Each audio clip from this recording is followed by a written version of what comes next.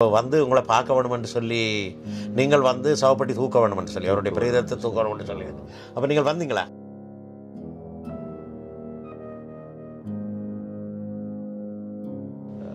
எனக்கு காலமாயிட்டுது. அந்த காசை வச்சு என் மகனை இதுகளை செய்யாமல் விடுதலை செய்யுங்கோ, விடுதலைக்கான வழியை பாருங்கோ. நான் ஒருக்கா இராணுவத்தினரால் கைது செய்யப்பட்டதும் ஒரு கையில் 2 தரம் கைது செய்யப்பட்டதும் அதுக்காக அவர் போராடியதும் நான் என்னுடைய சக சிறைவாசிகள் என்னுடைய கண்களுக்கு முன்னாலேயே இவ்வாறான நோய்களால் பலர் இறந்திருக்கின்றார்கள். அங்கே ஜெயிலுக்குள்ளே சிறைக்குள்ளே ஒரே ஒரு இது என்ற இறுதிச்சடங்கில் என்ன என்ற பிரேதப்பட்டிய என் பிள்ளையும் ஒரு பக்கம் தூக்குவோம். கீழ்த்திறன், செவித்திறன், பார்வை கோளாறு, தலையிடி, ஒற்றை தலையிடி என்று பல்வேறு உபாதைகளுக்கு முகம் கொடுத்து கொண்டே இருக்கும். அதில் குறிப்பாக ஆரம்ப காலங்களிலே இரவு பொழுதிலே நாங்கள் ஒரு தகரப்பேணியிலே தான் மலசலம் கழிக்க வேண்டும். மலசலக்கூடம் இல்லை, கூட்டி விடுவார்கள். சரி, பாதுகாப்பு வரிசையில் ஒரு ஆள் பின்னொருவராக வரிசையில் செல்லும்போது அளவுக்கு சம்பளத்தை கேட்டு நீங்கள் செலுத்தி விடக்கூடாது. நாளைக்கு ஒரு தண்டனை கைதி, குறிப்பாக ஆயுள் தண்டனை கைதி என்ற அடிப்படையிலே இல்லை, சாதாரண கைதிகளுக்கும் ஆயுள் தண்டனை கைதிகளுக்கும் வேறு விதமான உடுப்புகள் அப்படி இப்படி எல்லாம் இருக்கும். சாதாரண கைதிகள் அவர்கள் சிறை அறைக்குள்ளேயே ஒரு அலுமினிய சாப்பாட்டு கோப்பை, ஒரு அலுமினிய தேநீர் கோப்பை, ஒரு தண்ணி போத்தல்.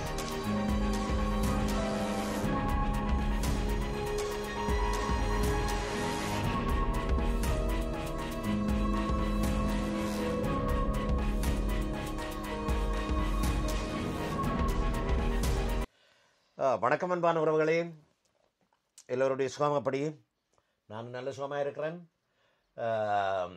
இதற்கு முந்தைய ஒரு காணொளி நாங்கள் இந்த விடயத்தை பற்றி பார்த்துருக்கோம். அதாவது வந்து அந்த அன்பு நண்பர் சதீஷ், விவேகானந்த நூர் சதீஷ் அவருடைய காணொளிகளை பார்த்து கொண்டிருந்தோம். மிகவும் துன்பகரமான ஒரு முடிவோடு நான் அந்த காணொளியை நிறுத்த வேண்டிய அவசரம் ஏற்பட்டது. ஏனென்றால் அவருக்கு ஆயுள் தண்டனை தீர்ந்தது. அவருடைய எதிர்பார்ப்புகள் எல்லாத்தையும் மிஞ்சி, அவருடைய எதிர்பார்ப்பு இல்லை, அவருடைய மனைவி, பிள்ளைகள், அந்த கற்பனை இதுகளை எல்லாத்தையும், அந்த கற்பனை கோட்டைகள் எல்லாம் தகர்த்து உடைச்சு, மனைவி, பிள்ளைகள், தாய், தகப்பன், பெற்றோர், சகோதரர்கள் எல்லாரும் வேதனைப்பட அவர் ஆயுள் தண்டனை கைதியாக சிறை போகிறார். ஆயுள் தண்டனை கைதி என்றால் இவ்வளவு காலம் என்றது நாங்கள் ஏற்கனவே முந்தைய வீடியோவில் பார்த்திருந்தேன். இந்த காணொளி அந்த முந்தைய காணொலியை பார்க்காதவர்கள் அதை பார்த்துவிட்டு இதை பார்த்தால் என்ன உங்களுக்கு விளக்கமாக இருக்குமென்னு நம்புகிறேன். பாருங்கோ, என்ன நடந்தது, சிறைக்குள் நடந்தது என்ன என்றதை பற்றி அவரோட நாங்கள் தொடர்ச்சியாக கரைப்போம்.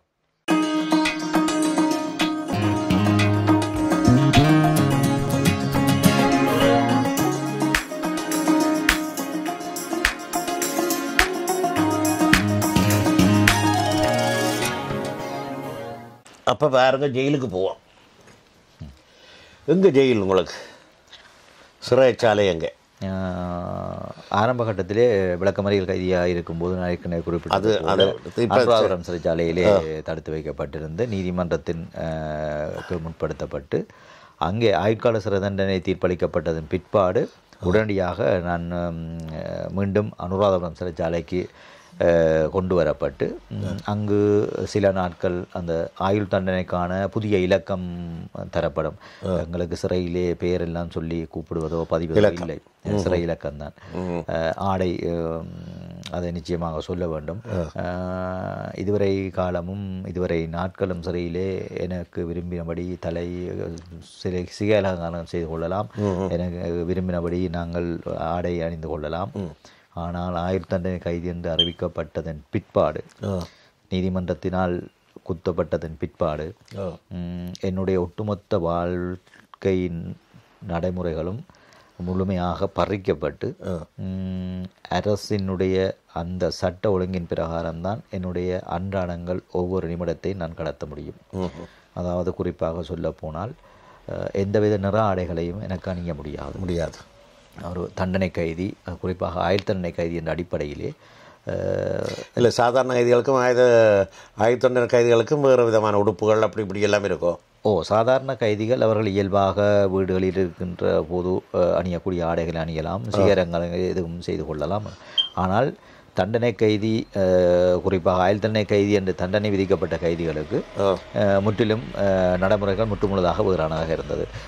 சிகை அலங்காரங்கள் என்று பிரத்யேகமாக எதுவும் இருக்க முடியாது. மிகவும் அந்த போலீஸ் குரோப் என்று சொல்லுவாங்க, அந்த அப்படி கட்டையாக வெட்ட வேண்டும். சவரம் வைத்து கொள்ள முடியாது. எந்த நிற ஆடைகளையும் தன்வசம் வைத்திருக்கவோ அணியவோ கூடாது.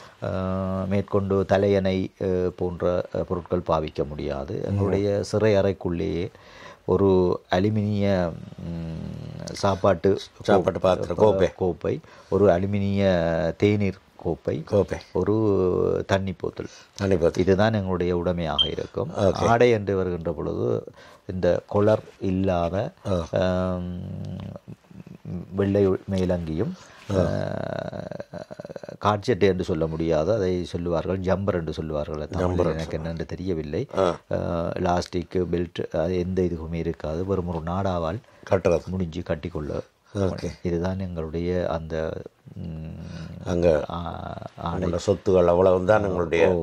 இது தவிர நாங்கள் நிற ஆடைகளை வைத்திருந்தால் எங்களுக்கு எதிராக ஒழுக்காற்று நடவடிக்கை எடுக்கப்பட்டு குறைந்தபட்சம் 6 மாத சிறை தண்டனை மேலதிகமாக சட்டத்தில் ஏற்பாடுகள் இருக்கின்றது. ஓகே ஓகே ஓகே சொல்லுங்க, உங்களுக்கு எப்படி சாப்பாடுகள் எப்படி? நீங்கள் உடுப்புகள் இதுகள் எல்லாம் ஸ்டைல் எல்லாம் இதுதான், சாப்பாடு எப்படி? நீங்கள் அநேகமாக பெருந்தெருக்கள் வழியே போகும்போது சிறைச்சாலைகளை பார்த்திருப்பீர்கள். வெளியே அழகான உயர்ந்த மதிச்சோர்களுக்குள் யாருமே அறியாத உலகத்துக்குள் பலர் வாழ்ந்து கொண்டிருக்கின்ற வலிவேதனைகள் புரிந்திருக்க வாய்ப்பில்லை. இருந்தாலும் கூட சிறையினுடைய நுழைவாயிலுக்கு மேல் கைதிகளும் மனிதர்களே என்று பொறிக்கப்பட்டிருக்கும். கைதிகளும் மனிதர்களே என்று. அது வெறுமனே அது ஒரு எழுத்து வடிவத்தில் மாத்திரம்தான் இருக்கின்றது என்பது என்னுடைய பொறுப்பான கருத்தாக இருக்கிறது.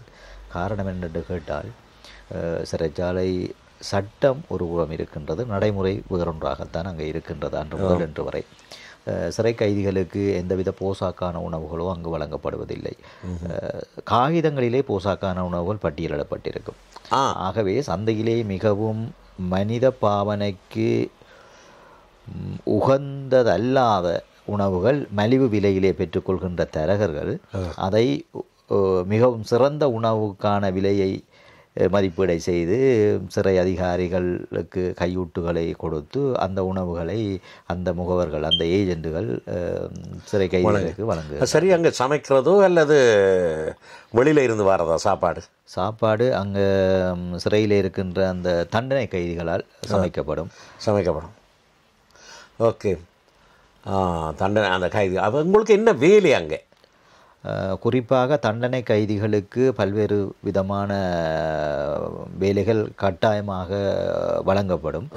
அதை கட்டாயமாக நிறைவேற்ற வேண்டும். கட்டாயம் வேலை செய்ய வேண்டும். அவர்களுக்கு ஒரு சிறு கொடுப்பனவும் கூட அங்கே பதிவு செய்யப்படும். அந்த நாளுக்குரிய ஒரு சம்பளம் மாதிரி. ஓகே, சம்பளத்தை கேட்டு நீங்கள் சிரித்து விடக்கூடாது. ஒரு நாளைக்கு ₹1.50. ₹1.50 ஒரு நாளைக்கு ஒரு கைதிக்கு ₹1.50. அந்த அடிப்படையிலே அங்கே பதிவு செய்யப்பட்டு அவர் எத்தனை ஆண்டுகளின் பின் விடுதலை ஆகின்றாரோ, அவர் விடுதலையாகும் போது இவர் சிறையிலிருந்து விடுதலை செய்யப்படுகின்றார் என்ற ஒரு சீல் கையிலே குத்தப்பட்டு அந்த காசும் கொடுக்கப்பட்டு அவருக்கு ஒரு கடிதம் ஒன்று வழங்கப்படும். இவர் சிறையிலிருந்து விடுதலை செய்யப்படுகிறார். ஏதாவது பயணப்பாதையிலே ஏதாவது இடையூறுகளுமாக இருந்தால் அவர் அந்த கடிதத்தை காட்டும் பட்சத்தில் இவருடைய அடையாள ஆவணங்கள் இல்லாமல் அவர் தனது வீட்டை சென்றடைய முடியும் என்றது. இது இவ்வாறு இருக்க அந்த கைதிகள் கட்டாயம் வேலை செய்ய வேண்டும். அந்த வேலை என்றது அந்த சிறை அதிகாரிகள் சிறைச்சாலை பாவனை பொருள்கள் போன்றவற்றை சுத்தப்படுத்துதல், துணி துவைத்தல் என்றது யாருடைய துணிகளை? அந்த சிறை நிர்வாகம் பயன்படுத்துகின்ற மேசை விரிப்புகள், அந்த சிறை காவலர்கள் சிறை அதிகாரிகளுடைய விடுதியிலே பயன்படுத்தப்படுகின்ற அந்த இதுகள் அதை இருந்தாலும் கூட சிறை அதிகாரிகள் தங்களுடைய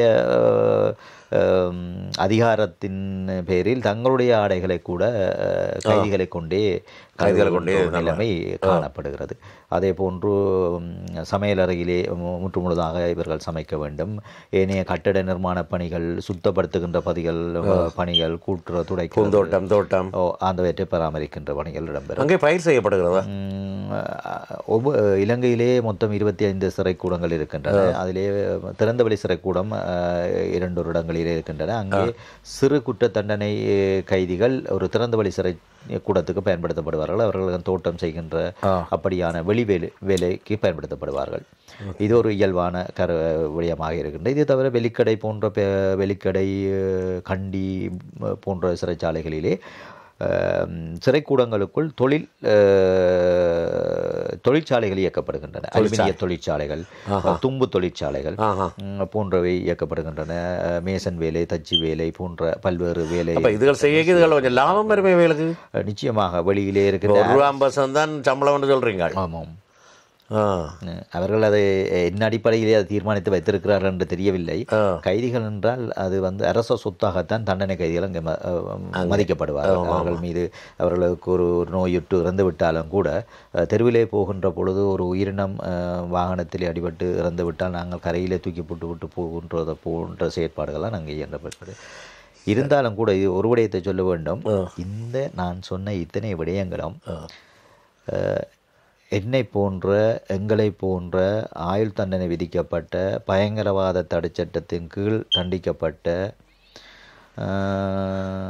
விடுதலை போராட்டத்துடன் சம்பந்தப்பட்ட போராளிகள் சம்பந்தப்பட்ட எங்களுக்கு ஏற்புடையதாக இருக்கவில்லை. எங்களை முற்றுமுழுதாக அடைக்கப்பட்ட ஒரு குறுகிய பிரதேசத்துக்குள்ளேயே நாங்கள் வாழ விதிக்கப்பட்டிருந்தோம். எங்களுக்கான வேலைகள் கூட அங்கே தரப்படுவதில்லை. சரி, உங்களுக்கு காலை சாப்பாடு என்ன? காலை உணவாக சம்பல் மற்றும் சம்பல், சோறு அதுகள் கொண்டு வருவாங்க.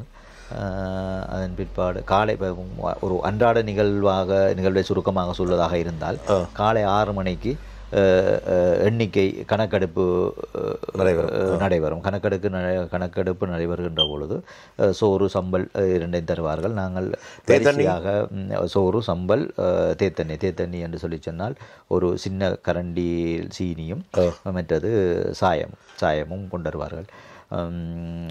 சோறும் சம்பந்தார்கள். நாங்கள் சீனியும் கணக்க போட மாட்டேன், போடுற இல்லை, தொட்டு சாப்பிட்றோம். அது மாதிரி சலரோக பாதுகாப்பு. நிச்சயமாக வரிசையில் ஒரு ஆள் பின்னர் ஒருவராக வரிசையில் செல்லும் பொழுது அளவு சாப்பாடு தான். நாங்கள் காணாத கூட அப்படி என்று எல்லாமே இல்லை. அளவு சாப்பாடு ஒருவருக்கும் வழங்கப்படும். எடுத்துக்கொண்டு மீண்டும் அடைத்து விடுவார்கள். அடைத்து விட்டால் மறுபடியும் அடைத்து விட்டு அந்த காலை பணிக்கடமையில் இருந்தவர்கள் பணிக்கடமை மாற்றங்கள் நடைபெறும். பிறகு பிற்பாடு 10 மணி அளவில் ஒரு மணித்தியால நேரம் வெளியில் திறந்து விடுவார்கள். சூரிய வெளிச்சம் பட வேண்டும் என்று சொல்வதற்காக. அந்த நேரம் கிரவுண்ட் இருக்கும். பெரிய கிரவுண்ட் இல்லை. நாங்கள் சிறைக்குள்ளேயே ஒரு சிறைக்குள் தான் நாங்கள் தடுத்து வைக்கப்பட்டிருந்தோம். விசேட பாதுகாப்பு அங்கம் என்று சொல்லுவார்கள். அதாவது எங்களை பயங்கரவாதிகள் அல்லது வேறு பிரச்சனைகளுக்காக அந்த பாதுகாப்பு என்ற ஒரு போர்வைக்குள் நாங்கள் அடைக்கப்பட்டிருந்தோம். அது ஒரு குறுகிய பிரதேசம்.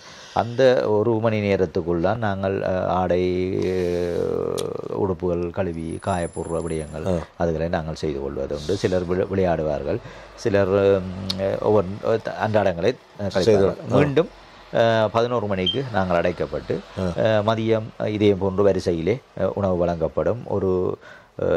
ஒரு மீன் கறி, ஒரு கீரை, சோறு இந்த இது மதியம் வழங்கப்படும். ஒவ்வொரு நாளும் அதே மாதிரி மீன் கீரை ஒரு இன்னொரு மரக்கறி இருக்கும். அதோட சாப்பாடு தருவாங்க.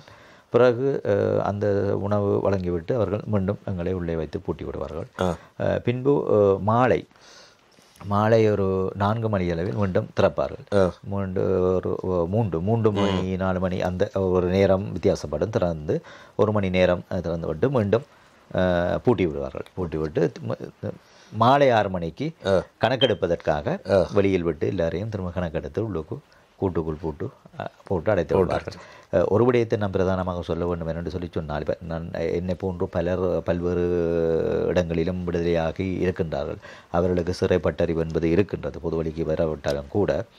ஆனால் இலங்கையை பொறுத்தவரையிலே ஒவ்வொரு காலத்துக்கும் ஒவ்வொரு சிறைக்கும் நிறைய வேறுபாடுகள் இருக்கின்றது. ஒவ்வொரு காலத்துக்கு காலம் சிறை நிலைமைகள் மாற்றமடையும். குறிப்பாக ஆரம்ப காலங்களிலே இரவு பொழுதிலே நாங்கள் ஒரு தகரப்பேணியிலே தான் மலசலம் கழிக்க வேண்டும். உள்ளுக்கு மலசல கூடம் இல்லை, கூட்டி விடுவார்கள் செல்லுக்குள் வைத்து. விடிய 6 மணிக்கு திறக்கும் போது தான் நாங்கள் மலசல கூடம் பாவிக்க முடியும். அந்த ஒரு சிறு தகரப்பேணிக்குள் ஒரு 3 பேர் மாத்திரமே படுத்துறங்கக்கூடிய இடங்களிலே நாங்கள் 8 தொடக்கம் 10 பேர்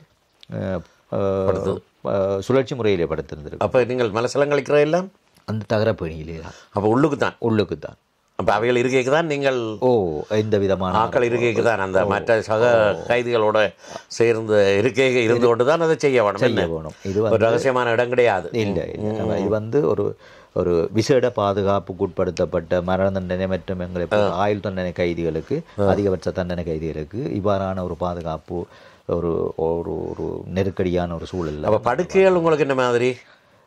படுக்கைகள் நான் சொன்னது போல தான் மிகவும் நெருக்கமாக இருக்கும்னு சொல்லுவாங்க. கீழே விரிப்பு, படுக்கை விரிப்பு, போர்வை, தலகணி. அவர்கள் எங்களுக்கு ஒரு பெட்ஷீட் ஒன்று தருவார்கள். ஆயுள் தண்டனை கைதிகள் என்றால் பெட்ஷீட் ஒன்று தருவார்கள். நாங்கள் மேலதிகமாக வெள்ளை உடுப்புகள் எதுவும் அதை கீழே விரித்து விட்டு அதற்கு மேல் தலகணி என்ன மாதிரி? தலகணி எங்களுக்கு தரப்பட மாட்டாது. இருந்தாலும் விடுதலையாகின்ற கைதிகளுடைய பழைய உடுப்புகளை எடுத்து கழுவி அதை சிறிதாக வெட்டி நாங்களே ஒரு தலகணியை சிலர் தருவார்கள். இல்லாவிட்டால் எங்களது உடுப்பு ஏனைய உடுப்புகளை மடித்து அதை ஒரு தலையணை போன்று செய்து தலையணை வைத்து நித்திரை கொள்வோம்.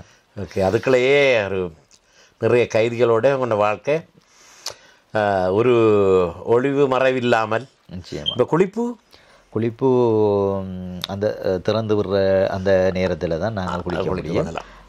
ஒருவர் 1 தொடக்கம் 7 வரை 2 வரைக்கும் அந்த தகரப்பணி ஒரு முக்கியமான தகரப்பணியாக இருக்குது. எல்லாவற்றுக்கும் அந்த தகரப்பணியை நாங்கள் பயன்படுத்துவோம். 7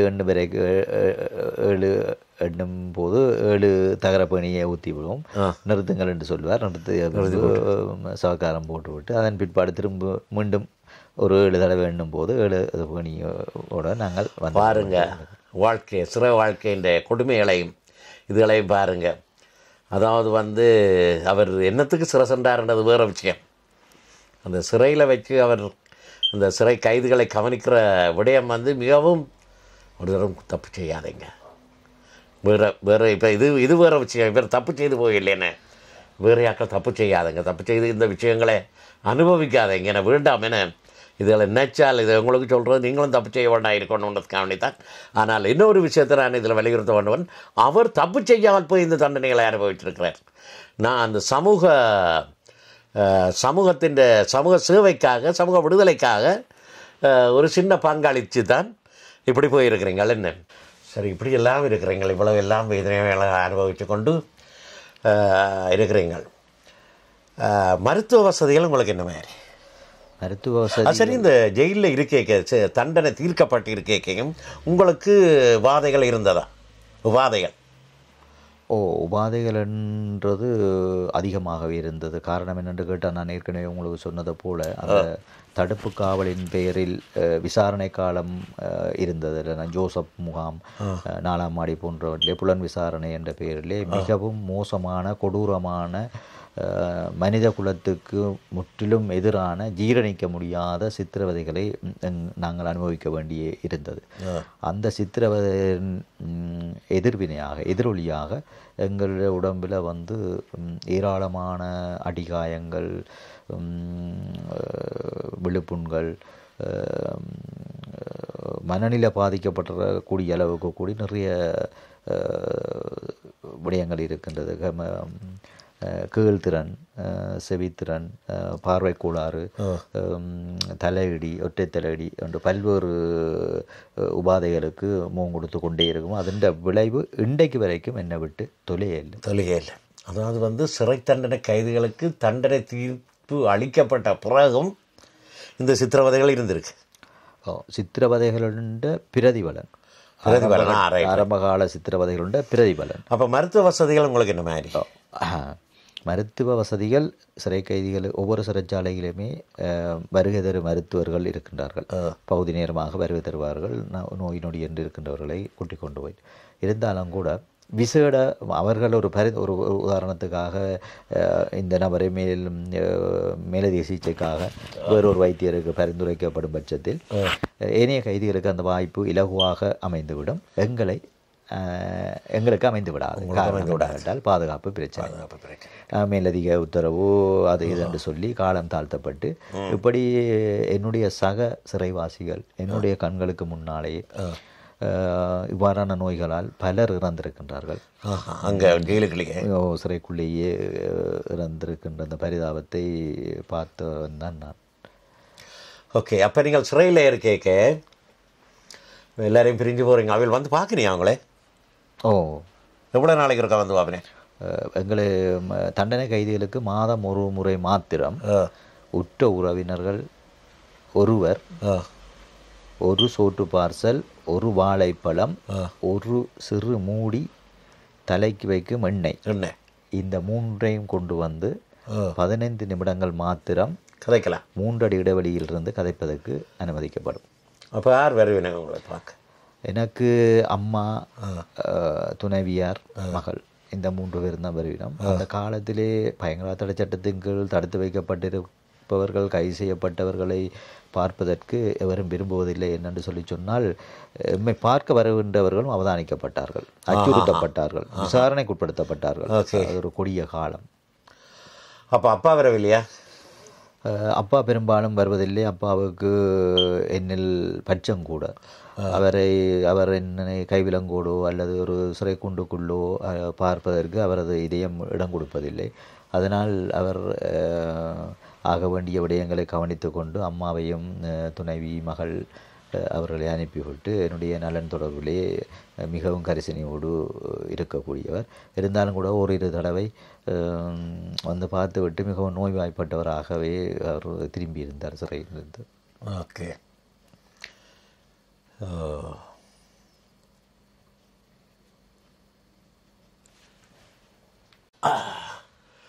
அப்பாவை பற்றி சொன்னீங்கள். அப்பாவை பற்றி சொல்லும் பொழுது எனக்கும் கொஞ்சம் மிகவும் நிகழ்ச்சியாக இருந்தது. என்னுடைய இதிலையும் வாழ்க்கையிலையும் அப்பாவன் ஐயான்னு தான் நான் சொல்கிறது. அவருடைய பாதிப்புகள் எனக்கு நிறைய பாதிப்புகளை ஏற்படுத்தி இருக்குது அவர் இல்லாத சந்தர்ப்பத்தில். அந்த வகையில் பார்த்து கொண்டிருக்கேக்க சொல்லலாம் என்ன தெரியாது. நான் ஒருக்கா இராணுவத்தினரால் கைது செய்யப்பட்டதும், ஒருக்கா இல்லை 2 தரம் கைது செய்யப்பட்டதும், அதுக்காக அவர் போராடியதும், நான் அந்த போராட்ட தால இதாண்டு நான் வெளியில் வரையக்க பெரிய நிறைய இருக்க இல்லை, வெளியே வரைக்க என்னை வாரி அணைச்சி என்னை உச்சி மோந்து என்னை அரவணைச்சதும் இன்றைக்கு நினைச்சாலும் கண்ணீர் வரும். அதே மாதிரி என்னுடைய நான் வெளிநாட்டுக்கு வெளிக்கிட்டு வரையக்க என்னுடைய தகப்பனார் ஒரு தட்டு காலில் விழுகிறதும் இல்லை, யாரையும் என் காலில் விழுகிறதுக்கு அனுமதிக்கிறதும் இல்லை. அவருடைய காலில் விழுந்து இதண்டதும் வந்ததும் அவர் என்னை விட்டு இல்லாமல் போனதும் எனக்கு நிறைய பாதிப்புகள் ஏற்பட்டது. அதால் நான் இப்போ இன்று வரையும் நான் அந்த பாதிப்புகளை அனுபவித்து கொண்டிருக்கிறேன். ஒரு சின்ன விஷயம் எனக்கு தெரியாட்டால் நான் என்னுடைய ஐயாவை தான் கேட்பேன். ஐயா இது என்ன ஐயா, இதுக்கு அர்த்தம் என்ன? அவருக்கு 5-6 பாஷை தெரியும். ஜப்பனீஸ் மொழிகளை இருந்து சமஸ்கிருதம் வரை தெரியும். ஆங்கில அறிவில் நல்ல ஒரு பாண்டித்யம் பெற்றவர். எனக்கு பெரிய ஆங்கில அறிவில்லை, அவர்கிட்ட தான் கேட்பேன் இதாண்டு போட்டு. அப்போ சில நேரங்களில் படிப்புகள் சம்பந்தமாக இதன்னைக்கையும் பள்ளிக்கூடத்தால் வெளிக்கிட்டு வந்துடுவேன். அவர்கிட்ட தான் படித்து என்ன பாடம் அப்ளைட்மெண்ட்ஸாக இருக்கட்டும், அரித்மெட்டிக்காக இருக்கட்டும், சமயமாக இருக்கட்டும், சரித்திரமாக இருக்கட்டும் படித்து தான் டெஸ்ட் எழுதினான்.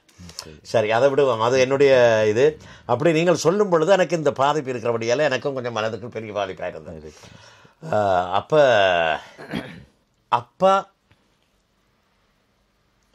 அப்பாவுக்கு மகனுக்கும் உள்ள உறவு ஒரு சிறந்த இது. எல்லாருக்கும் அப்படி இருக்கிறது இல்லை. சிலருக்கு தகப்பனுக்கும் பிள்ளைக்கும் பிடிக்காது, தகப்பனுக்கும் மகளுக்கும் தான் பிடிக்கும். அப்படி இருந்தது உங்களுக்கு? நாங்கள் சகோதரர்கள் 5 பேர்.